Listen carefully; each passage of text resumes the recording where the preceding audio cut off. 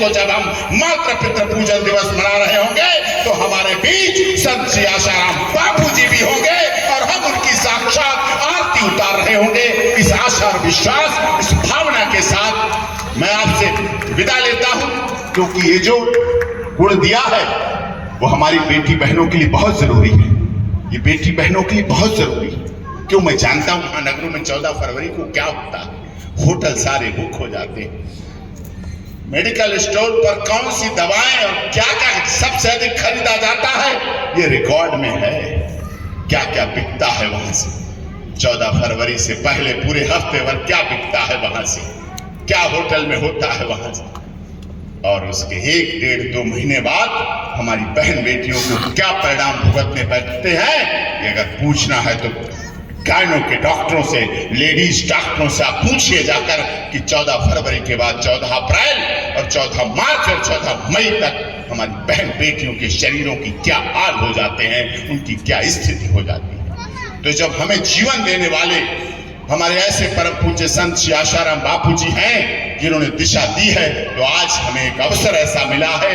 उनके लिए क्या पता वो परीक्षा ही ले रहे हो, क्योंकि उनके परीक्षा के जैसे परीक्षक साल भर परीक्षा ले लेता है, 2 बार ले लेता है। आजकल टेस्ट हो जाते हैं, हमारे समय में तो 2 बार एग्जाम होते थे, 6-6 महीने बाद आखिरी होता है, पहले होता था। आज हर महीने होते हैं टेस्ट। क्या पता परीक्षा ही ले रहे हो। तो हम परीक्षा में 100 नंबर नहीं, हम चाहते हमारे साधक परीक्षा में टॉपर निकले, टॉप करें और दिखा दे कि बेटा साधकों में से है। बस प्रेम से बोलेंगे भारत माता की। क्या दोनों लोग हाथ मुट्ठी बांधिए। मैं तो हार्ट पेशेंट हूं, जो बाबू उसका भी इलाज करने का प्रयास किया मेरा उन 3 दिन के समय नींद के साथ, उसके लिए भी दवाई दी, के लिए भी व्यवस्था की। सोचिए आप, हम उनके लिए, वो हमारे लिए, से नहीं मतलब तो हम स्वास्थ्य। तो ऐसे हार्ट डायबिटिक है, सही हो जाएंगे आगे तो अलग बात है। आशा है कि सही हो ही जाएंगे हम बापूजी के आशीर्वाद के बाद और उनकी औषधियों के बाद सही हो जाएंगे। लेकिन अभी नहीं, अभी हूं, आगे हो जाऊंगा, विश्वास है। तभी जो मुट्ठी बांध कर हाथ को ऊपर पूरे जोश के साथ और गले की आवाज को खोलकर, ये किसका अमल है। कोरोना काल में देखा ना कितने चले गए, कितनों के लोगों को गड्ढों में डाल दिया गया, टच नहीं करने दिया गया, छूने नहीं दिया गया, वो भी अवसर देखा है। तो इसलिए प्रेम से अवसर है, दोनों हाथ मुट्ठी बांधकर प्रेम से बोलेंगे भारत माता की, भारत माता की, अपने माता पिता की, अपने माता पिता की और परम पूज्य संत आशाराम बापू जी की, परम पूज्य संत आशाराम बापू जी की।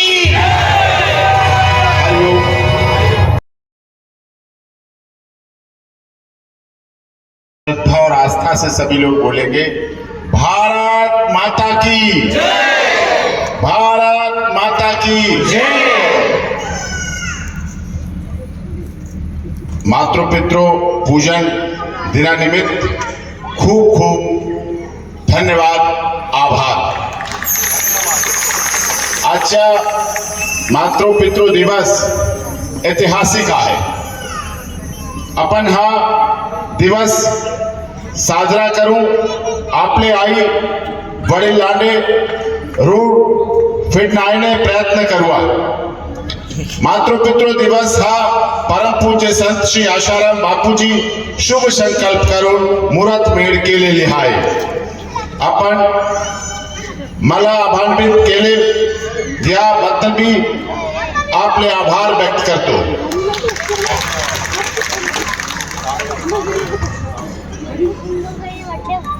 आपके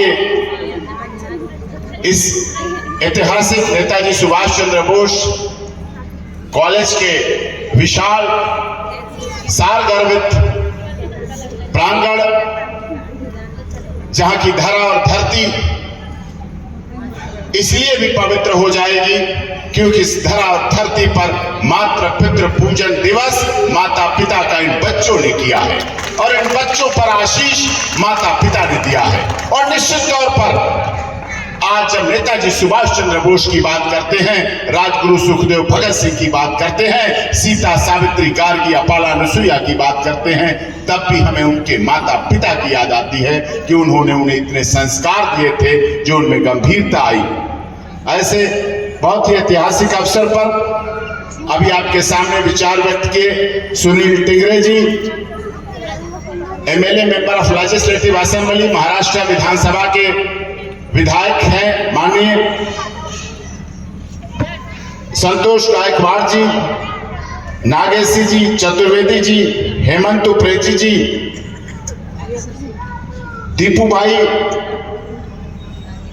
हमारे बहुत ही आदरणीय सुनील भाई जी, जिनकी आज भेंट हमारी आश्रम पहुंचने पर हुई थी, डॉक्टर नंद किशोर जी जिनको आप सुन रहे थे, और सबसे अधिक मैं धन्यवाद देना चाहता हूं परम पूज्य हमारी साधिका बहन, जिन्होंने बहुत ही विधि विधान से मातृ पितृ पूजन दिवस को आयोजन करवाया, पूजन करवाया, उसका अर्थ समझाया, उसका मर्म समझाया, उसका सार समझाया और बच्चों और माता पिता के डीएनए को आपस में फिर से मिला दिया। जो पेट में कभी मिला था, जो 9 महीने पेट में कभी मिला था, वो परमात्मा की कृपा थी, लेकिन फिर से वही आवाज दिला दिया, वहीं पर उतार दिया और वहीं पर पहुंचा दिया। इसलिए उनका भी बहुत बहुत धन्यवाद। संगीत टीम जो लगातार अपनी अथक मेहनत से इस कार्यक्रम की शोभा को बढ़ाने में प्रयत्नरत है। इस मातृ पितृ पूजन दिवस की सेवा में लगे हुए सभी साधक परिवार के लोग, साधक जिन्होंने बहुत ही विधि विधान से पूजन व्यवस्था की, व्यवस्थाएं वो बच्चों के लिए कर रहे थे, माता पिता के लिए कर रहे थे, लेकिन उनकी व्यवस्थाओं में ऐसा आभास हो रहा था कि उनके एक माता पिता नहीं, हजारों और सैकड़ों माता पिता हैं और उनके लिए वो पूरी तरह से कार्य कर रहे थे। मुझे यहां आमंत्रित किया, इसके लिए भी आप सबका बहुत बहुत धन्यवाद। और माता पिता पूजन दिवस 2006-07 से शुरू हुआ, क्योंकि पाश्चात्य सभ्यता 14 फरवरी बहुत हावी हो चुकी थी हमारे देश पर, बहुत तेजी से आंधी की तरह बढ़ती चली आ रही थी। और उस आंधी को बढ़ाने में 14 फरवरी वैलेंटाइन डे के लिए जाने लगा, पूरा वीक इस बात के लिए जाने लगा। और इसको हमें दुख के साथ कहना पड़ रहा है, हमारे देश की प्रबुद्ध मीडिया, जिसके कंधों पर इस देश की सनातन, इस देश की संस्कृति, इस देश की धरा और धरती की जिम्मेदारी थी, जिनके कंधों पर विश्वास करते थे कि जो दिखाएंगे वो सही दिखाया जाएगा, लेकिन उन्होंने अपनी जिम्मेदारी का निर्वाह नहीं किया और 14 फरवरी वैलेंटाइन डे को दिखाना शुरू कर दिया। Love day, kiss day, hug day, propose day, एलो डे, रोज डे, ये डे दिखाने शुरू कर दिए। हटाते चले गए रक्षाबंधन और भैया दूज से। तब हमारे ही धरा और धरती के एक ऐसे परम पूज्य संत श्री आशाराम बापू जी के मन में ऐसी ब्रह्म वाणी, ब्रह्म ज्ञान जागा कि उन्होंने कहा कि हमारा देश तो बर्बाद हो जाएगा, हमारा देश तो मिट जाएगा, हमारे देश में तो पाश्चात्य सभ्यता पूरी तरह से हावी होती जा रही है। तो उन्होंने ऐसी जागृति की जो आज आप सभी जगह देख रहे हैं, और उससे बहुत ही लोगों में परिवर्तन आ रहा है, लोगों में बदलाव आ रहा है, लोगों के दिलों में परिवर्तन आ रहा है। और शायद यही कारण रहा, यही महत्वपूर्ण कारण रहा कि इस देश के कुछ लोगों को अच्छा नहीं लगा। वो कुछ लोग और कोई बाहर के नहीं है, हमारे समाज के हैं, हमारे देश के, और तो और संत श्री आशाराम बापू जी के सत्संग को सुने हुए भी वो लोग हैं। संत श्री आशाराम बापू जी की सत्संग में, कथा में बैठे हुए लोग हैं। और हमें खुशी तो होती है, लेकिन साथ साथ दुख भी होता है कि सरकार में 10 वर्षों के सनातन की सरकार के बावजूद संत श्री आशाराम बापू जी को इतने वर्षों से जेल, निहायत झूठे, सरासर झूठे, पूरी तरह से झूठे, मनगढ़ंत राजनीतिक साजिश के तहत बनाए गए केस, जानबूझकर पॉक्सो केस का मिसयूज किया गया। बालिग बच्ची को नाबालिग बनाया गया, कागजों में बनाया गया। पूरे विश्वास के साथ कह रहा हूं, कागजी डॉक्यूमेंट्री के आधार पर कह रहा हूं, लेकिन उस कानून का दुरुपयोग करते हुए ऐसे संत को आज इतने वर्षों के बाद भी, 86 साल से अधिक उम्र हो जाने के बाद भी इस देश में अभी न्याय नहीं मिला है। जस्टिस फॉर ऑल जो हम नारा देते हैं कि access to justice for all, बड़ी बड़ी दीवारों पे आपको महाराष्ट्र में भी लिखा मिल जाएगा, पूरी दुनिया में बात की जाती है जस्टिस फॉर ऑल, न्याय सबको मिलना चाहिए, मिलते हुए दिखना चाहिए। वो न्याय नहीं मिला।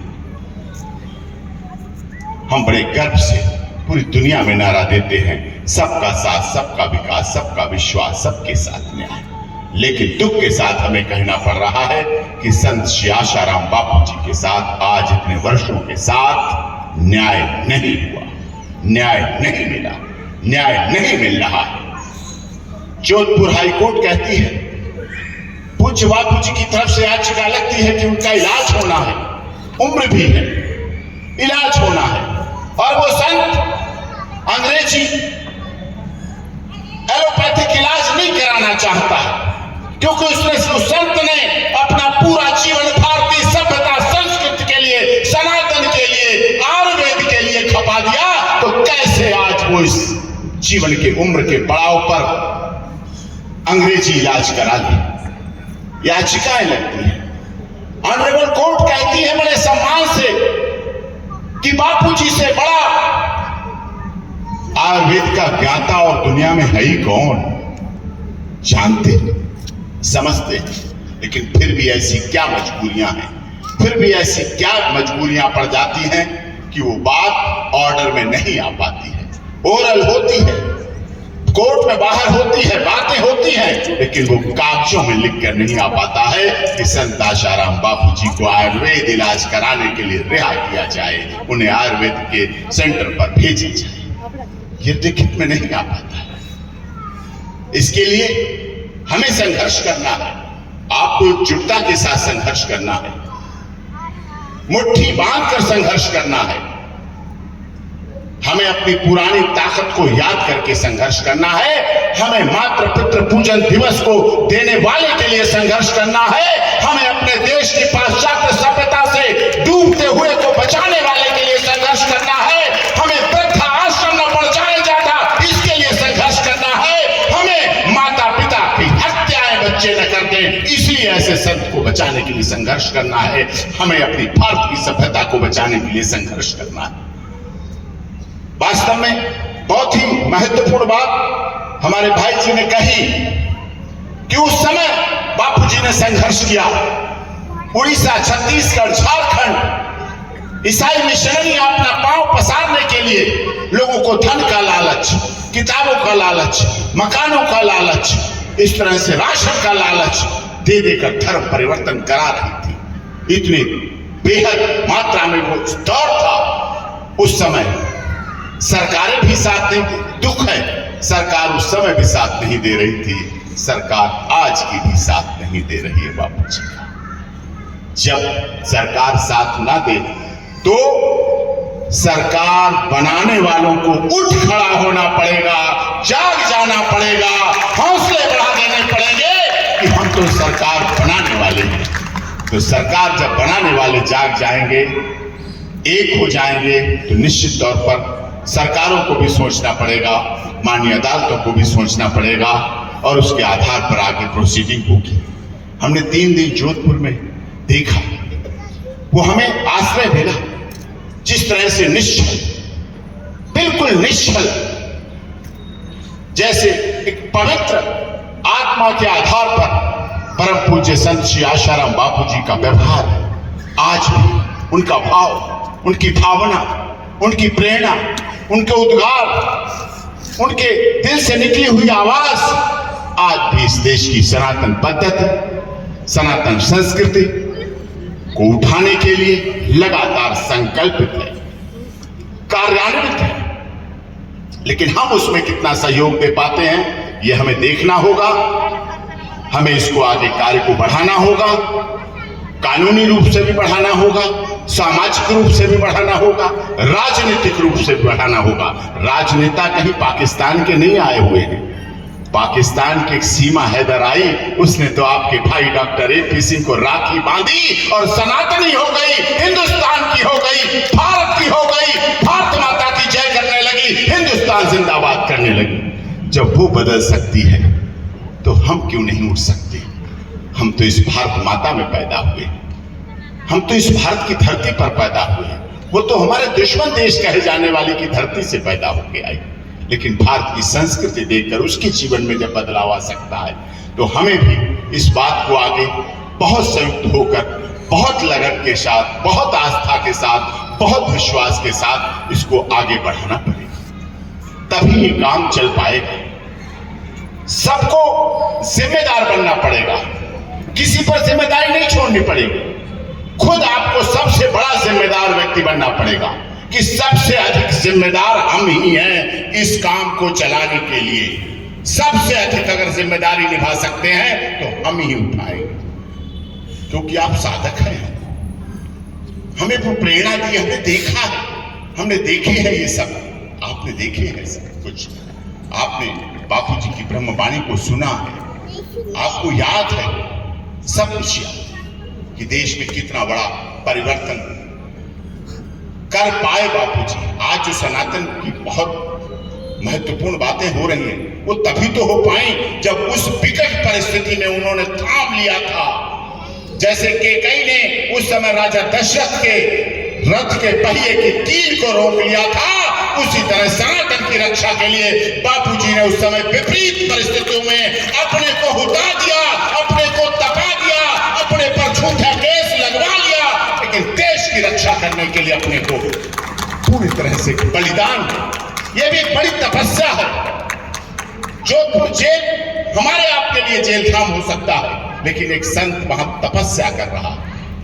उस तपस्या की बात को हमें अपने अंदर भी वही आग, वही भाव, वही भावना लानी है, जिससे कि आगे हम मजबूती के साथ उस कार्य को कर सके। आप सबसे मिलना हुआ, बहुत ही आत्मिक आनंद की प्राप्ति हुई वास्तव में, क्योंकि इन्हें प्यार से साधना के साथ आज आश्रम में जाने का अवसर मिला। गणेश जी के यहाँ और सब संबंध जो हैं सब जगह दर्शन किए। सुबह आया था दिल्ली से, अभी वापस चला जाऊंगा दिल्ली, और ये बात इसलिए करने आपसे आया हूं कि आपने बहुत अच्छे दिन भी देखे हैं, लेकिन फिर हमें अपने वो दिन, अच्छे दिन वापस लाने हैं और हमें अपने बापूजी को फिर से वापस लाना है।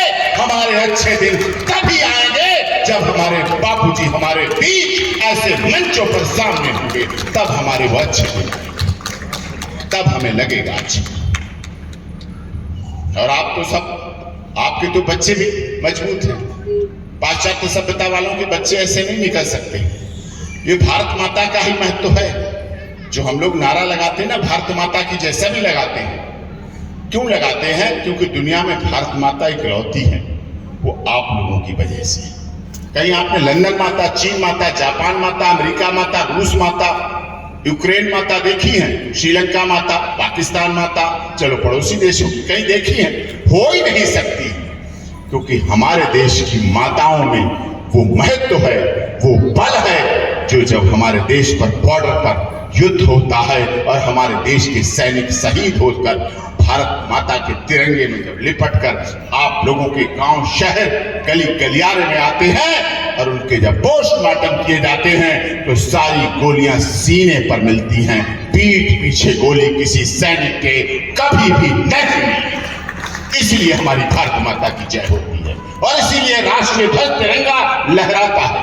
ये हवा से नहीं लहराता है, ये उनके त्याग, बलिदान और तपस्या से लहराता है।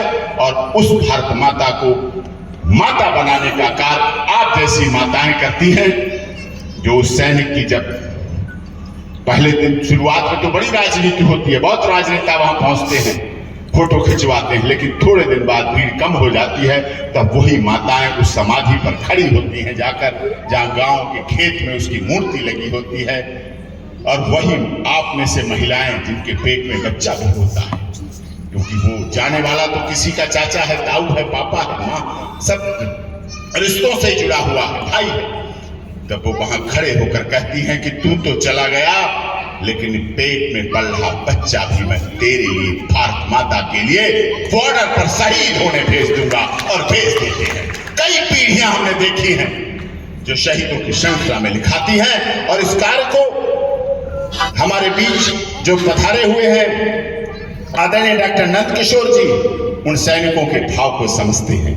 51,000 राखियां अपने हाथों से रक्षाबंधन पर वहां भेजते हैं। और जब उनके फोन आते हैं तो ये उनके फोन आपके भेजने वालों के आपस में भेज देते हैं, मिला देते हैं। ये कार्य उन सैनिकों के लिए कर रहे हैं, उन माताओं के सैनिकों के लिए कर रहे हैं। अब हमें बॉर्डर पर तो युद्ध हमारे सैनिक लड़ लेते हैं, लेकिन हमें अपनी कानूनी लड़ाई भी लड़ने के लिए एक होना है। पूरी लगन, पूरी आस्था, श्रद्धा और विश्वास के साथ। गीता में कहा गया ना, कर्मण्येवाधिकारस्ते मा फलेषु कदाचित्। और यदा यदा हि धर्मस्य ग्लानिर्भवति भारत, ये वाक्य श्री कृष्ण भगवान ने केवल अर्जुन के लिए नहीं कहे थे, ये वाक्य मैं आप लोगों से भी कह के जा रहा हूं कि यदा यदा हि धर्मस्य ग्लानिर्भवति भारत अभ्युत्थानं धर्मस्य तदात्मानं त्यजाम्यहं परित्राणाय साधूनां विनाशाय च दुष्कृतं संभवामि युगे युगे। आप में से पैदा हो जाएंगे हमारा साथ देने के लिए, हमारा सहयोग करने के लिए, इस लड़ाई में हमारा साथ देने के लिए, इस लड़ाई में हमारे साथ कंधे से कंधा मिलाने के लिए। कानूनी लड़ाई लड़ी जाए, सामाजिक रूप से लड़ी जाए, राजनेताओं के घरों जाकर लड़ी जाए, राजनीतिक दलों के सामने लड़ी जाए, चुनाव से पहले लड़ी जाए। हमें वो हर लड़ाई अपने संत श्री आशाराम बापू जी के लिए तन मन धन से लेकर लड़नी है। क्योंकि हमें जो भी दिया गया है, जो भी हमें मिला है, जो भी हम आज बैठे हैं यहाँ, वो हम संत श्री आशाराम बापू जी की बदौलत बैठे हैं, उनकी वजह से बैठे हैं। इसलिए हमारे बच्चे हमारे साथ हमारी आरती उतार रहे हैं। नहीं तो हमने दिल्ली में 36 टुकड़े होते हुए भी बच्चियां देखी हैं। हमने दिल्ली में 16 चाकू मारते हुए भी लड़कियों के वीडियो आए हैं। हमने मुंबई में 100 टुकड़े होती हुई महिलाओं को भी देखा। क्यों? क्योंकि संस्कार नहीं थे उनके पास। और आपको बापूजी ने ऐसे संस्कार दिए हैं, आपके बच्चों को संस्कारित किया है, तो निश्चित तौर पर 14 फरवरी मनाने का तभी है जब हम तो अपनी आरती उतरवा रहे हैं, अपने बच्चों को आशीष दे रहे हैं, लेकिन हमारा पिता, करोड़ों लोगों का पिता, करोड़ों बहनों का भाई, करोड़ों लोगों के दिलों में धड़कने वाले ऐसे परम पूज्य संत श्री आशाराम बापू अभी भी जेल में बैठे। इसलिए हमें इस संकल्प के साथ 14 फरवरी 2024 तो मना ली, लेकिन ये आशा और विश्वास करके जा रहा हूं कि आप लोग, आजकल तो सोशल मीडिया का भी जमाना है, सोशल मीडिया आप जा नहीं सकते तो कम से कम उस पर तो उंगलियां चला सकते हैं। फोन तो सबको रखना पड़ता है, स्कूल की वजह से भी, घर की वजह से भी, सबकी जरूरत है फोन, मोबाइल फोन तो सबकी जरूरत है। आप लोग सोशल मीडिया को चला सकते हैं। मेरा कहने का मतलब है, इस लड़ाई में जो सो रहे हैं उनको उठा के बैठा दो, जो उठे बैठे हैं उन्हें खड़ा कर दो, जो खड़े हैं उन्हें चला दो आगे, जो चल रहे हैं उन्हें दौड़ा दो, और जो दौड़ रहे हैं उन्हें पीटी उषा बना दो।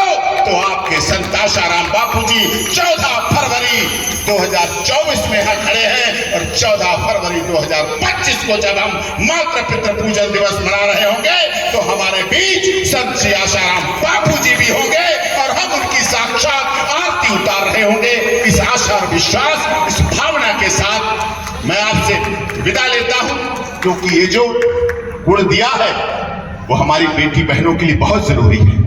ये बेटी बहनों के लिए बहुत जरूरी है। क्यों, मैं जानता हूं महानगरों में 14 फरवरी को क्या होता है। होटल सारे बुक हो जाते हैं, मेडिकल स्टोर पर कौन सी दवाएं और क्या क्या सबसे अधिक खरीदा जाता है, ये रिकॉर्ड में है। क्या क्या बिकता है वहां से 14 फरवरी से पहले पूरे हफ्ते भर, क्या बिकता है वहां से, क्या होटल में होता है वहां से। और उसके 1, 1.5, 2 महीने बाद हमारी बहन बेटियों को क्या परिणाम भुगतने पड़ते हैं, ये अगर पूछना है तो गायनों के डॉक्टरों से, लेडीज डॉक्टरों से आप पूछिए जाकर कि 14 फरवरी के बाद 14 अप्रैल और 14 मार्च और 14 मई तक हमारी बहन बेटियों के शरीरों की क्या हाल हो जाते हैं, उनकी क्या स्थिति हो जाती है। तो जब हमें जीवन देने वाले हमारे ऐसे परम पूज्य संत श्री आशाराम बापू जी हैं जिन्होंने दिशा दी है, तो आज हमें एक अवसर ऐसा मिला है, उनके लिए क्या पता वो परीक्षा ही ले रहे हो, क्योंकि उनके परीक्षा के जैसे परीक्षक साल भर परीक्षा ले लेता है, 2 बार ले लेता है। आजकल टेस्ट हो जाते हैं, हमारे समय में तो 2 बार एग्जाम होते थे, 6-6 महीने बाद, आखिरी होता है, पहले होता था, आज हर महीने होते हैं टेस्ट। क्या पता परीक्षा ही ले रहे हो। तो हम परीक्षा में 100 नंबर नहीं, हम चाहते हमारे साधक परीक्षा में टॉपर निकले, टॉप करें और दिखा दे कि बेटा साधकों में से है। ये प्रेम से बोलेंगे भारत माता की। क्या जो दोनों लोग हाथ मुट्ठी बांधिए। मैं तो हार्ट पेशेंट हूं, जो बापू उसका भी इलाज करने का प्रयास किया मेरा, उन 3 दिन के नींद के साथ, उसके लिए भी दवाई दी, डायबिटीज के लिए भी व्यवस्था की। सोचिए आप, हम उनके लिए, वो हमारे लिए, से नहीं मतलब है तो हम स्वास्थ्य। तो ऐसे बैक हार्ट है, डायबिटिक है, सही हो जाएंगे आगे तो अलग बात है, आशा है कि सही हो ही जाएंगे हम बापूजी के आशीर्वाद के बाद और उनकी औषधियों के बाद सही हो जाएंगे। लेकिन अभी नहीं, अभी हूं, आगे हो जाऊंगा, विश्वास है। तभी जो मुट्ठी बांध कर तो हाथ को ऊपर पूरे जोश के साथ और गले की आवाज को खोलकर, ये किसका अमल है। कोरोना काल में देखा ना कितने चले गए, कितनों के लोगों को गड्ढों में डाल दिया गया, टच नहीं करने दिया गया, छूने नहीं दिया गया, वो भी अवसर देखा है। तो इसलिए प्रेम से अवसर है, दोनों हाथ मुट्ठी बांधकर प्रेम से बोलेंगे भारत माता की, भारत माता की।